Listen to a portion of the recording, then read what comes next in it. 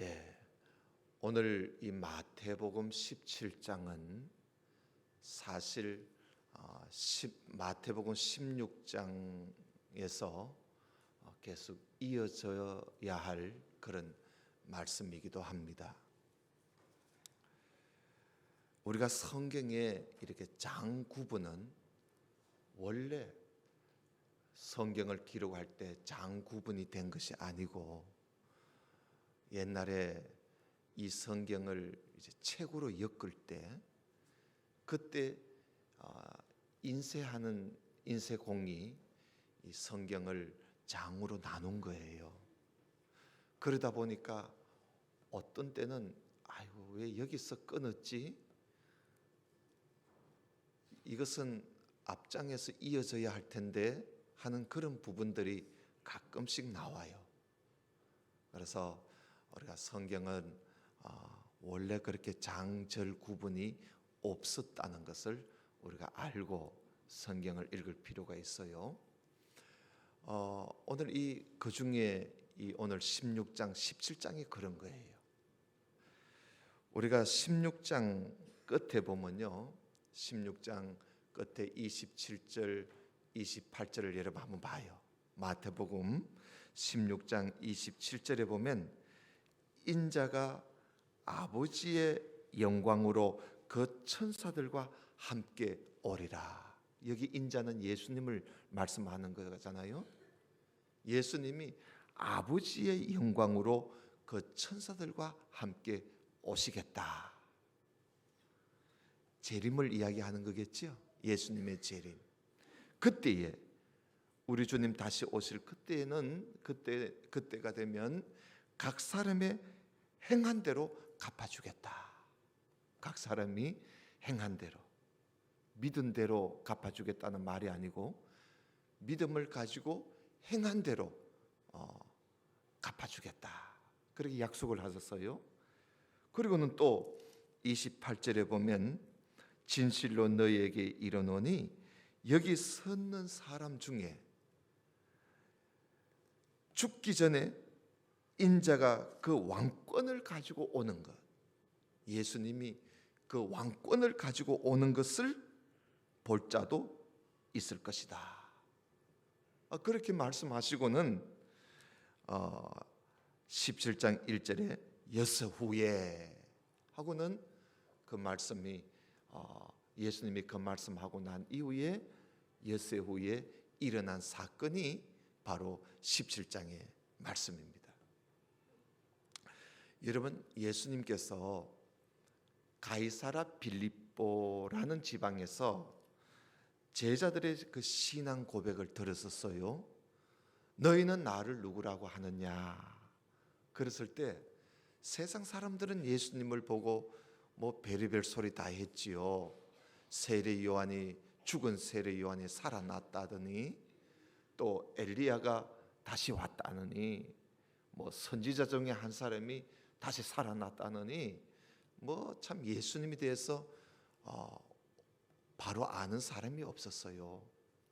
그런데 예수님의 제자들은 예수님을 한 3년 정도 예수님을 따라다니면서 예수님 하신 일과 예수님이 하신 말씀들을 듣고 보고 하면서 그들이 예수님을 아는 것을 이렇게 표현했지요. 베드로가 앞에 서서 이야기를 했는데요. 주는 그리스도시요 살아계신 하나님의 아들이십니다 하고 대답을 참 잘했어요.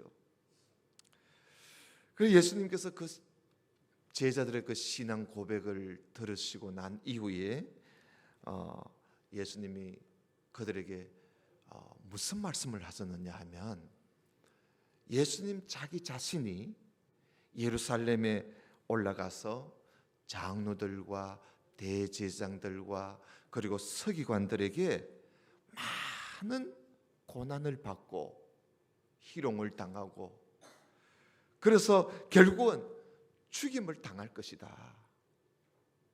죽는다는 말씀을 하셨어요. 내가 예루살렘에 올라가서 고난을 받고 죽임을 당할 것이다. 그리고 3일 후에 죽은 지 3일 후에 내가 다시 살아날 것이다 라는 말씀을 예수님이 하셨어요. 그리고는 예수님께서 내가 다시 오겠다, 아버지의 영광으로 다시 오겠다 하면서 예수님이 장차 재림하실 것까지 말씀을 하셨어요. 그러니까 예수님께서 이 제자들의 그 참 바른 신앙 고백을 들으시고 난 이후에 예수님이 비로소 그들에게 처음 말씀을 하신 거예요. 내가 십자가에서 죽고 그러나 내가 부활할 것이고 그리고 내가 다시 올 것이다, 이 말씀을 하셨어요. 그게 16장의 이야기지요. 그리고는 엿새 후에 예수님께서 다른 제자들은 놔두고요, 베드로 그리고 야고보, 요한, 그 예수님이 주로 이 세 사람을 참 따로 데리고 많이 다녔었어요. 중요한 어떤 일이 있을 때는.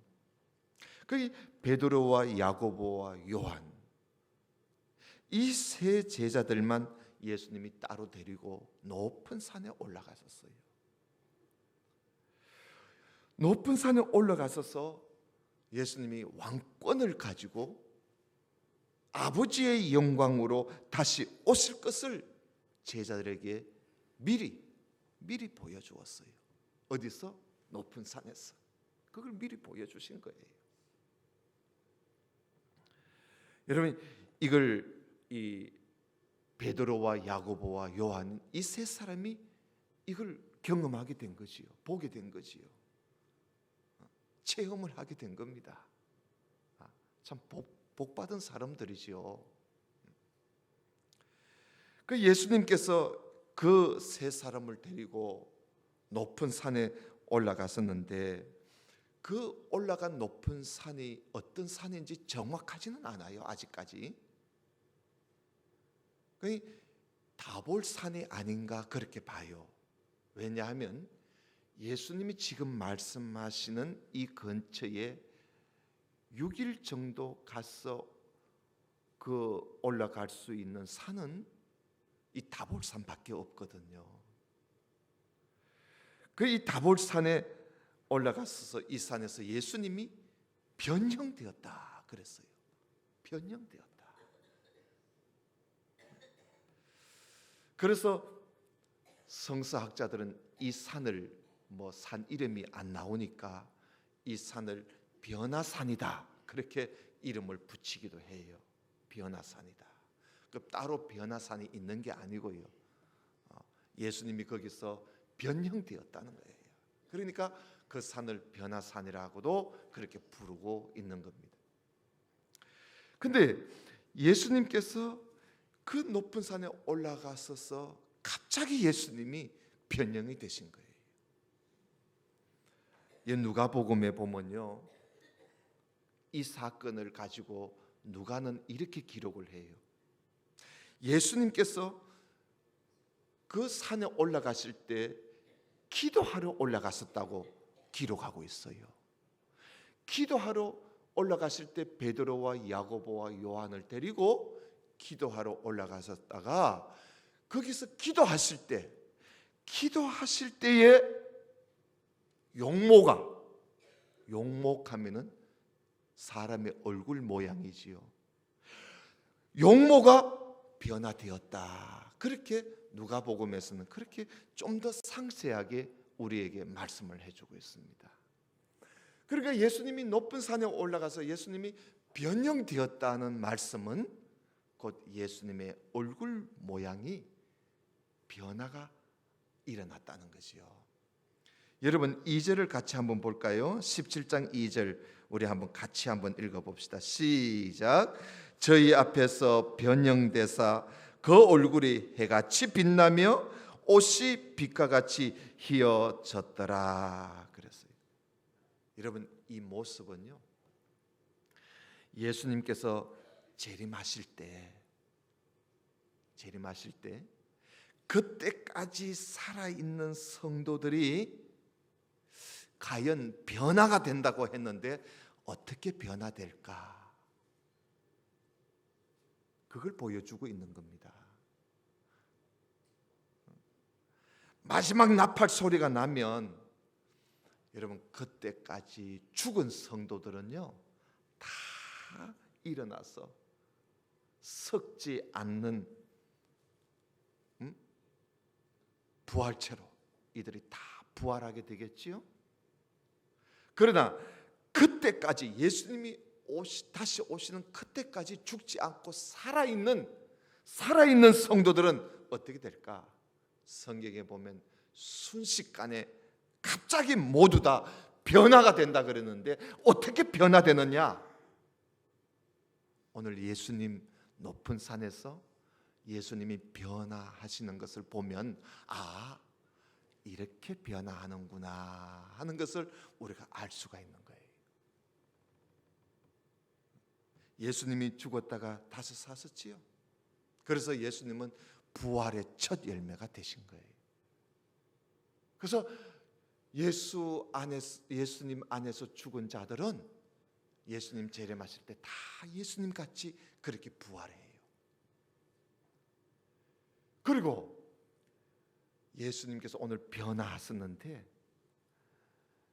예수님의 이 변화는 살아있는 성도들이 주님 오실 때 변화하는 그 변화의 첫 열매예요. 우리 주님 다시 오실 때 그때까지 살아있는 믿음을 지키고 인내로서 끝까지 견디고 믿음으로 주님을 맞이하는 성도들은 변화되는 거예요. 예수님같이 부활하고 예수님같이 변화가 되는 거예요. 얼굴이 해같이 빛나고 멋있지 않습니까? 얼굴이 해같이 빛나고 그리고 옷이 빛과 같이 휘어져서 광채가 나서 쳐다볼 수가 없을 정도로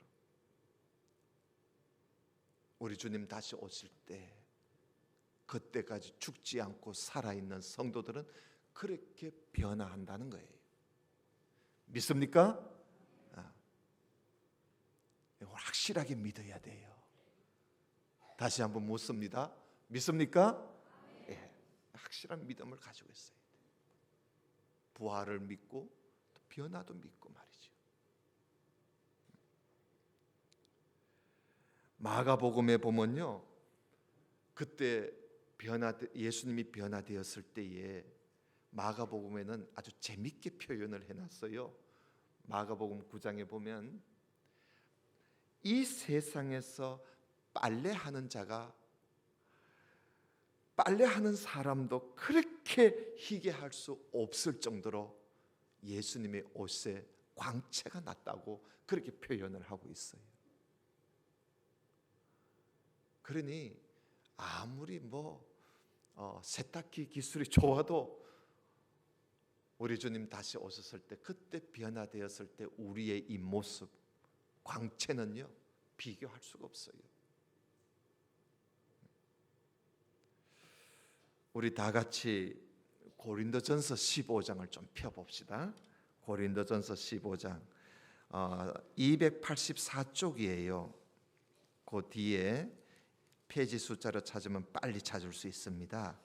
284쪽에 보면 이 마태복음에는 주보를 이래 끼워 놓고요. 주보를 끼워 놓고 고린도전서 15장을 한번 가봅시다. 고린도전서 15장 51절 한번 봐요. 51절, 52절. 이것도 우리 같이 한번 읽어봅시다. 시작. 보라, 내가 너희에게 비밀을 말하노니 우리가 다 잠잘 것이 아니요 마지막 나팔의 순식간에 호련히 다 변화하리니 나팔 소리가 나매 죽은 자들이 썩지 아니할 것으로 다시 살고 우리도 뭐하리라? 변화하리라. 어떻게? 예수님 같이 변화한다는 거예요. 그 변화의 비밀이 바로 오늘 본문 마태복음 17장에 나오는 거예요. 우리도 이렇게 변화하는구나. 그래요. 예수님께서 이 변화산 다볼산에서 예수님이 변화하신, 변형되신 이 모습은 베드로와 야고보, 요한이 먼저 체험했겠지요. 뭐 그들이 변형된 건 아니지만 눈으로 본 거예요. 눈으로 보았어요. 그 눈으로 체험한 거지요. 나팔 소리가 날 때 우리가 이렇게 변화하는 것이구나. 얼마나 여러분 참 영광스러워요. 우리 그리스도인의 장래의 모습이 그 두 가지죠. 죽은 사람들은 썩지 아니할 것으로 부활할 것이고, 그때까지 살아있는 성도들은 어떻게 될까? 이렇게 변화하는 거예요. 근데 아버지의 영광으로 변화된 예수님께서 오늘 마태복음 17장에 보니까 모세와 엘리야와 함께 말씀하시는 것이 나와요. 모세와 엘리야가 그 높은 산에 나타나서 예수님과 대화를 해요. 근데 그 광경이, 예수님께서 그 모세와 함께 엘리야와 함께 말씀하시는 그 모습이 베드로가 볼 때, 그리고 야고보, 요한이 볼 때 그 모습이 얼마나 아름답고 얼마나 거룩하고 얼마나 영광스러운지, 여러분 아버지의 영광으로 변형이 되어서 아버지의 영광 속에서, 하나님 아버지의 영광 속에서 모세와 엘리야와 예수님이 함께 말씀하시는 그 광경이, 이거 어떻게 말로 표현하겠어요? 그래서 이 베드로가요, 그 광경을 보고 예수님께 부탁을 해요. 주님, 우리가 여기 있는 것이 좋겠습니다. 여기서 사는 것이 좋겠대요. 여기 있는 것이 좋사오니 주께서 만약에 원하시기만 하면 내가 여기 초막셋을 지어서, 요즘 말하면 집이지요. 집을 지어서 하나는 주님을 위해서 집을 짓고, 모세를 위해서 또 집을 하나 짓고, 엘리야를 위해서 집을 하나 짓고 싶습니다. 내려가기 싫은 거예요. 베드로는 이런 말을 하면서도 자기가 지금 무슨 말을 하고 있는지도 모를 정도로 이 베드로가 완전히 그가 그 모습, 그 광경에 빠져버린 거지요. 여러분, 이게 천국의 모습입니다. 천국의 모습. 말로 표현할 수 없는 광경. 그 광경이 그 산 위에 펼쳐지게 된 거지요. 여러분, 이런 곳이 우리가 앞으로 가서 살 천국의 모습이에요. 그 천국의 그 하나님 아버지의 그 영광으로 가득 차 있는 천국의 그 모습은 여러분 얼마나 대단하겠어요. 그 베드로가 그런 말을 하면서도 자기가 무슨 말을 하는지도 모를 정도로 완전히 거기에 푹 빠져버린 거죠.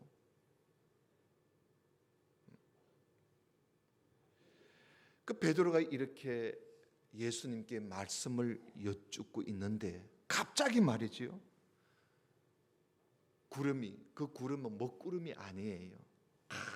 찬란한 빛난 구름이요. 오늘 그 말씀 있지요? 구름도 그냥 구름이 아니지요. 5절에 보면 말할 때에 호련히 빛난 구름이, 갑자기 말이죠, 갑자기 그 찬란한 빛난 구름이 그 세 제자를 덮어버리는 거예요. 세 제자를 덮어요. 구름이 그들을 덮으니까 앞이 안 보이겠지요? 하나님을 보지 못했어요. 이들은 그 하나님을 보고 싶다고 그렇게 보여달라고 하는 하나님은 하나님을 보여주시지 않아요. 여러분, 하나님 보려고 애쓰지 마세요. 그 소용없는 짓이라. 우리가 만약에 하나님을 봤다 이러면요, 아마 큰 문제가 생길 거예요. 요즘 가끔씩 뭐 천국 갔다 왔다고, 내가 천국 봤다고 헛소리하는 사람들 많는데, 여러분, 그런데 현혹되지 마세요. 다 듣다 보면 거짓말을 하고 있는 거예요.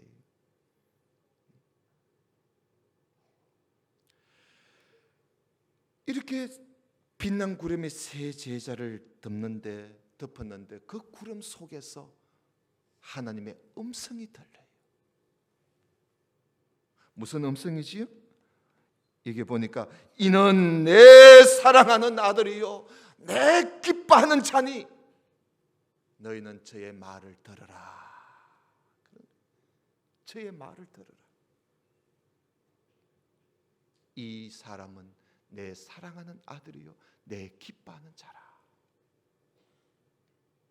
여러분, 이것은요, 하나님께서 예수님께 그 왕권, 왕의 권세, 그 왕권을 지금 수여하는 광경이에요. 왕권을 예수님께 주는 광경이에요. 이걸 대관식이라 그러지요. 대관식, 왕의 대관식. 지금 왕의 대관식이 이 높은 산에서 지금 펼쳐지고 있는 거예요. 여러분, 다윗에게는 아들이 19명이나 있었어요. 많이 있었지요. 아들이 19명이야. 물론 배다른 아들도 있겠지만, 근데 이 다윗이 이불을 덮어도 따뜻하지 않을 정도로 노안이 왔어요. 연세 많으신 분들 그렇죠? 우리가 이불을 덮어도 야야 왜 이렇게 안 따뜻하나, 무릎에서 바람이 씩씩 나온다 그러잖아요. 다윗도 그랬어요. 이불을 덮어도 따뜻하지 않을 정도로 나이가 많아졌는데, 그렇게 나이가 많아졌음에도 불구하고 아직까지 자기를 이을 후계자를 하나 정하지를 못했어요. 왜? 아들이 19명이나 있으니. 그런데 아버지가 나이가 많아지니까 그 중에 아도니아라는 아들이 장난을 쳐요. 자기가 아버지 밀어내버리고 자기가 왕 되려고 말이죠. 장난을 치지요.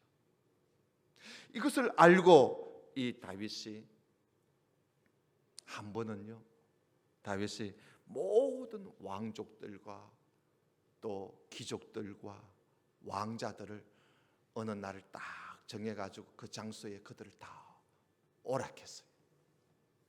다 모였어요.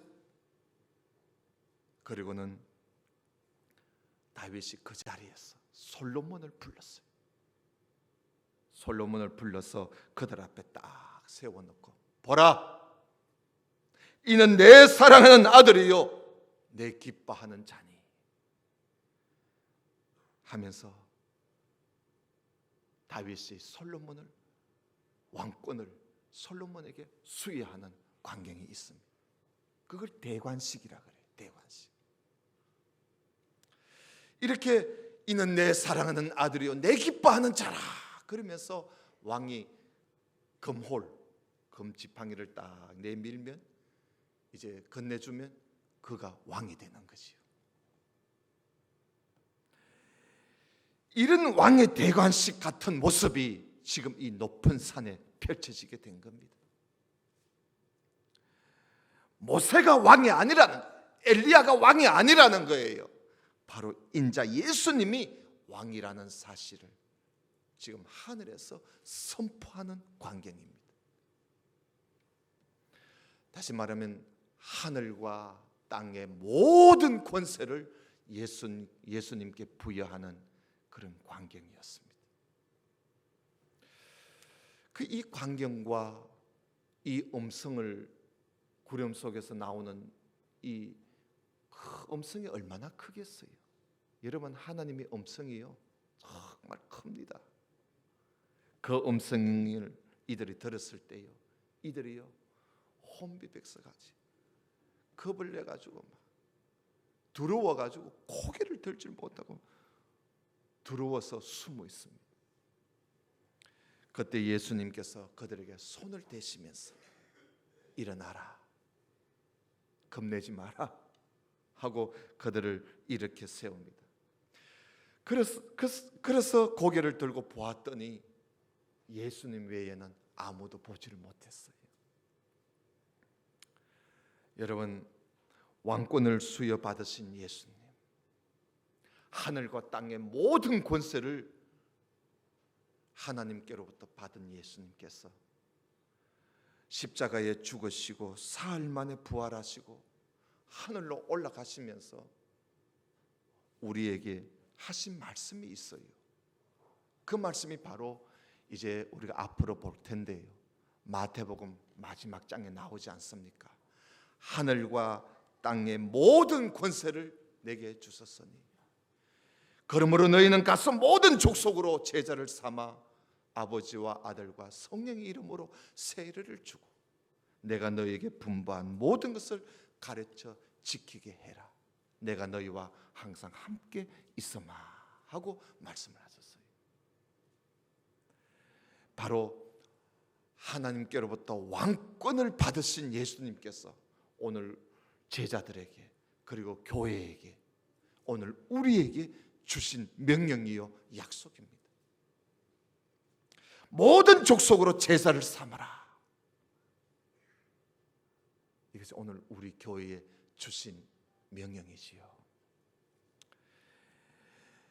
그래서 우리는 이 명령을 받들어서 오늘까지 이렇게 가르치고 배우고 또 우리가 선교도 하고 전도도 하고 인도도 하고 우리가 이렇게 이 명령을 받들어서 왕권을 수여받은 우리 주님께서 하신 명령이기에 우리가 이 명령을 가지고 오늘 또 우리가 이 명령을 따라서 수행해 가고 있는 것입니다. 그러므로 여러분, 우리가 다 열심히 섬기고 봉사하고 또 선교하고 전도하고 또 열심히 배우고 열심히 가르치는 그런 일을 우리가 열심히 해야 되겠지요. 그런데 한 가지요, 이 제자들이 이렇게 신비한 체험을 하고 예수님과 함께 산에서 내려오는데 예수님이 이 세 제자에게 이런 말씀을 하셔서 이해가 되지 않는 말씀을 했어요. 뭐냐 하면요, 인자가 죽은 자 가운데서 살아나기 전에는 너희들이 본 거 아무에게도 말하지 마라 그래요. 여러분, 그 말씀 있죠? 9절을 봐요. 9절에 보면 저희가 산에서 내려올 때 예수께서 명하여 가라사대 때 인자가 죽은 자 가운데서 살아나기 전에는 본 것을 아무에게도 이르지 마라. 왜 그랬을까요? 자랑하고 다녀야지. 왜 예수님께서 이런 명령을 하셨을까요? 이유는요, 이들이 아직도 예수님을 제대로 알지를 못했어요. 아직도 이들이 예수님을 올바로 믿지를 못한 거예요. 그래서 예수님께서 너희들이 내가 인자가 죽었다가 다시 살아나, 그래서 온전한 믿음을 가졌을 때까지는 말하지 말라는 거예요. 우리는 이 말씀을 보면서 여러분, 부활의 신앙이 없이는, 부활을 믿는 신앙이 없이는 이런 신비한 체험도 소용이 없다는 사실. 믿음은 체험으로 얻는 게 아니에요. 믿음이 있어야 체험도 믿게 되지. 믿음 없이 체험을 얻기를 바라는 사람은 체험을 줘도 못 믿어요. 그래서 예수님께서는 이들이 온전한 믿음이 이들을 가질 때까지는 말하지 마라. 소용없다는 거예요. 말해도 소용없다는 것이요. 그래서 여러분, 오늘 주님의 변화산에서의 주님의 이 모습, 오늘 우리는 믿음으로 이 광경을 바라보면서 우리가 다시 사는 부활이 있구나. 그리고 우리 주님 다시 오실 때 그때까지 살아있는 우리들은 변화되는구나. 이런 믿음을 확실하게 가지고 우리가 이 말씀을 받아들일 때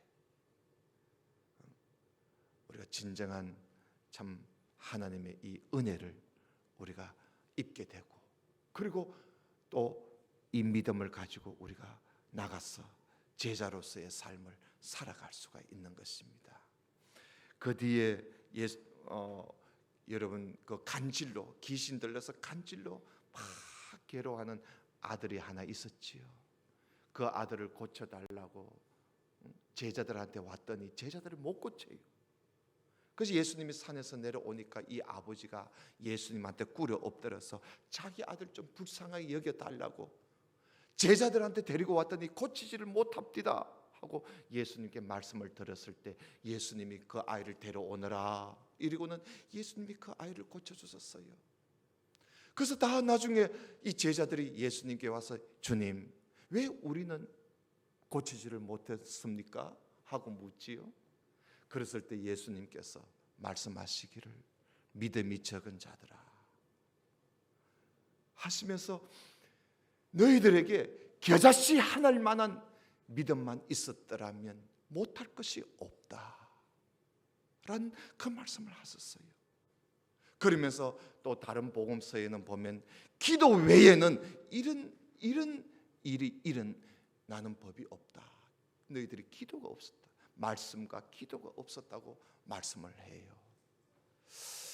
여러분, 이 말씀을 우리가 어떻게 이해를 해야 할까요? 여러분, 믿음이라는 것은 예수님이 나를 위하여 십자가에 못 박혀 죽었었다, 그 정도의 믿음을 가지고 믿음을 말하는 게 아니고, 예수님께서 겨자씨 하나일 만한 믿음이라는 것은 우리가 믿음을 가지고 나가서 살아갈 때에 어떤 일이 일어났을 때 그걸 믿음으로 헤쳐나가는 그런 믿음. 여러분, 그런 믿음은 조그만 겨자씨 하나일 만한 믿음이라도 못할 일이 없다는 거예요. 그래서 여러분, 진정한 믿음은 예수님이 나를 위해 십자가에 죽었었다, 십자가를 믿는 그런 믿음이 아니라 내가 살아가면서 때로는 몸이 아파 누웠을 때, 때로는 어떤 힘든 일을 당했을 때, 슬픈 일을 당했을 때, 또 우리에게 어떤 일을 우리가 가졌을 때 그 모든 일들을 믿음으로 이렇게 헤쳐나가고 믿음으로 이겨가는 그런 믿음은 겨자씨 하나일 만한 믿음이라도 못할 일이 없다는 거예요. 그래서 여러분, 그런 믿음을 소유한 그런 우리 성도가 되어서 이 부활의 신앙을 가지고 주님께서 보여주신 이 신비한 이 모습을 우리가 늘 믿고 또 바라보면서 주님 오시는 그날까지 믿음으로 승리하는 우리 모든 성도가 되시기를 주님 이름으로 축원합니다. 우리 다 같이 기도드립시다. 하나님 아버지, 감사합니다. 오늘 우리 주님께서 높은 산에 올라가셔서 새 제자에게 보여주신 그 광경들을 우리가 오늘 함께 보면서 이 신비한 체험, 신비한 광경은 믿음 없이는 이것을 가질 수 없다는 사실을 오늘 우리에게 말씀해 주셨습니다. 항상 부활의 신앙을 가지고 또 우리가 주님 앞에 변화할 것을 믿는 믿음을 가지고 주님을 따름으로 주님께서 우리에게 주시고자 하는 은혜를 누리면서 사는 우리 모든 성도들이 되게 해 주옵소서. 겨자씨 하나일 만한 믿음만 있어도 못할 것이 없다고 말씀을 하셨는데, 우리가 이러한 믿음을 가지고 모든 일들을 이겨가는 우리 믿음의 성도들이 다 되게 해 주옵소서. 예수님 이름으로 기도드리옵나이다. 아멘.